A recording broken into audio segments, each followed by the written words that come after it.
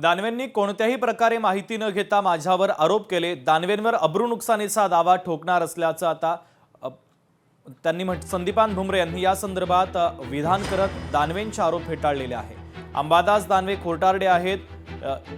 हिबनामा झाला तेव्हा माझ्या चालकाचा जन्मच झाला नव्हता। संदीपान भुमरे यांनी आरोप फेटाळलेले आहेत आणि दानवेवर त्यांनी पलटवार देखील केलेला आहे। ही जमीन 23 एकर 30 गुंठे असताना ही जमीन तशी पाहायला गेली तर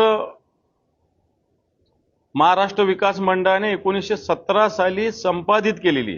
हा कोणाचा ड्रायव्हर आहे, कोणाचा चालक आहे, मी याच्यात लिहिलेलं आहे, मी कोणाचं नाव नाही लिहिलं, पण एका सत्ताधारी पक्षाच्या संसद सदस्याचा तो चालक म्हणून नोकरी करतो। बरं, आता याचं व्हॅल्युएशन किती आहे तर तुम्हाला सांगावं, 1150 कोटी रुपये। मी आता याची CID मार्फत चौकशी करावी अशा प्रकारची मागणी माननीय मुख्यमंत्री महोदयांना केलेली आहे।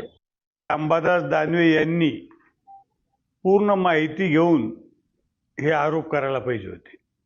अंबादास दानवे यांनी कुठलीही माहिती न घेता, कुठलाही अभ्यास न करता हे आरोप माझ्यावर आणि माझ्या चालकावर केलेले, लेखी उत्तर दिलेले।